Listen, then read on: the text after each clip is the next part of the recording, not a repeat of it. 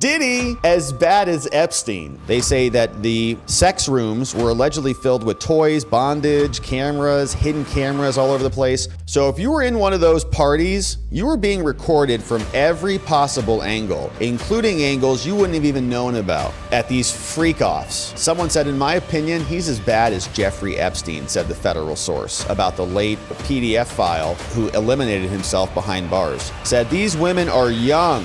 Diddy as bad as Epstein is what this officer says. He went into the rooms and he saw the hidden cameras that were there during the Miami mansion raid. So we're all trying to rack our heads on why Diddy, why now? Why was he allowed to exist in this capacity for, 30 years and build an entire brand around being a gangster and a business rapper mogul and somebody who controlled the industry and all this stuff. And then suddenly, Diddy has to be taken out. And the questions, of course, will continue on. There's some theories about this. Maybe Diddy, somebody wanted him to do something and he didn't do it. And so that caused the raid as some sort of backlash. Maybe he had compromise on somebody that didn't want him to have that compromise, right? Maybe somebody went to one of these parties and then now is in a position of power and they say, give us that compromise or let's take you out or whatever. And so they then go and cash the check. You've seen this before in many other films. In fact, it reminds me of the movie Training Day, if you remember that film, with Denzel Washington and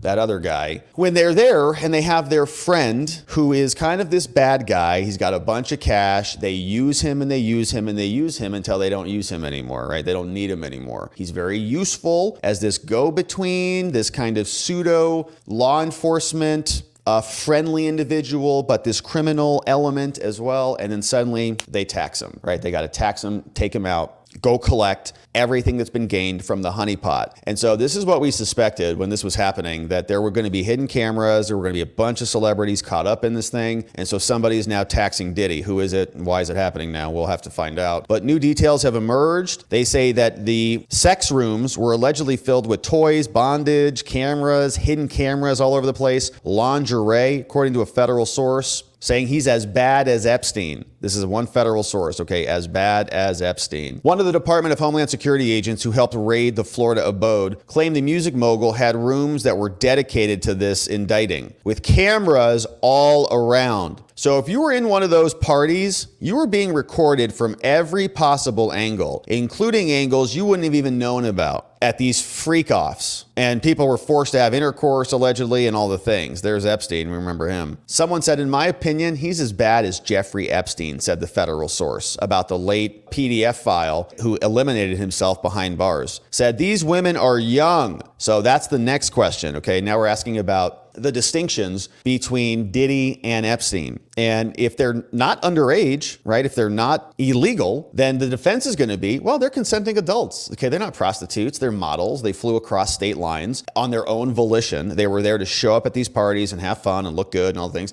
and they chose to have intercourse. So this is not trafficking at all. Call it prostitution, call it a misdemeanor, call it a low-level felony, but it's not sex trafficking is what the defense is going to say. These were legal people. But if they're underage, well, then there's no consenting. And so now they're not consenting adults anymore. Now they're underage minors who are being trafficked clearly. So as soon as they find somebody who's underage in any of these videos, right, that's going to change the whole dynamic. But his defense attorneys are saying this wasn't trafficking at all. These are just freaky people doing freak off stuff. And if they want to freak off all over the place, let them do it. And they can hit him with other things, right? If he's beating women, that's an assault charge, not a trafficking charge. If he is committing domestic violence, hit him with those charges, but it's not trafficking, right? That's why the prosecutors are hanging so hard on trafficking, because it's actually a serious charge. The others are not. Internally, I mean, they are serious, but relative to trafficking, they're not. Officers said that they see a lot of similarities between Combs and Epstein, the well-connected financier who served time for trafficking dozens of young girls. Epstein, who was awaiting trial, died in his jail cell. Okay. Now, on Tuesday, Combs was slapped with federal sex trafficking racketeering charges. According to the indictment, he coerced female victims into long sessions, and it dated back to a decade. Here's the raid. The indictment alleges that the women, some of whom were still teenagers, were coerced coerced into these sessions with male prostitutes that were often recorded while he enjoyed himself. But the federal source said that Diddy would allegedly just watch the romps from another room. He was also able to watch the action remotely on his phone, cast it onto another TV in another part of the house. He didn't have to be in the room where it was happening. Weird. Now, Diddy's employees allegedly helped all of this, booked hotel rooms and so on, baby oil. Now, we have evidence that these women didn't feel like they were free to go, they said. Didn't feel like they were free to go? Like that's your evidence? Some woman's feelings? What? That there's video evidence that some of the girls are clearly out of it while these men are having intercourse with them. Is that rape? Are they saying that's rape? Because that sounds like rape, but he hasn't been charged with that. And is Diddy the co-facilitator of that? Combs would often also keep videos of the sensitive, embarrassing, and incriminating sessions, sometimes without his victim's knowledge, as collateral. It is Epstein, man, to ensure continued obedience. I'm not excusing him at all, right? I think he's a monstrous dude, no doubt about it. But my point is the prosecutors better have some better evidence. He faces 3 federal charges of racketeering, conspiracy, sex trafficking, and transportation to engage in prostitution. And their defense is that it's not, that these are just models and stuff. Now, the arrest comes after he was hit with a flurry of lawsuits. He was accused of years-long pattern of abuse. He was arrested by Homeland Security in New York. Say that some of the alleged victims are cooperating. These women are telling us things that we can independently verify with video evidence, physical evidence. These women have come forward and they're cooperating with us. They're very brave. Combs' lawyers have not responded. Now, the question is, what else is going to be coming out here, right? It's like, they got all those videos, all that footage. We still don't know what Epstein had. This feels like it's a much more public thing because people are going to be backtracing all the people who were hanging out with Diddy, right? And they're all Instagramming the hell out of it. The Epstein stuff was a lot more under the radar. This is all public. So this is another exclusive from the Daily Mail saying that Diddy's debauched life of threesomes and other things has now come out in a book from Kim Porter, the dead mother of his sons, saying that, see, stuff like this, taped himself having intercourse with a male teenage pop star. Like, who is that? And parties with Oscar winners and his wife, like these intercourse parties. 60-page book. This woman died. Talks about his whole life. The book was published on September 6th, just days before he got indicted. Apparently she died of pneumonia. And so who else is involved in this, right? And what if somebody high up, right? And they start now getting very concerned that this guy's got a little bit too much power. Todd has not offered up any evidence, but apparently there's just a ton of footage. So they've indicted him and things are going to get concerning. Now, remember when we covered Ghislaine Maxwell and Jeffrey Epstein here? That both of them were also placed on suicide watch, and now so is Diddy. Placed on suicide watch. He's like, I'm not getting out of custody. Holy moly. Shocking video has now come out. He's now been placed on suicide monitor at Brooklyn's Metro Detention Center. Ghislaine Maxwell was also on, and so is Epstein. So it's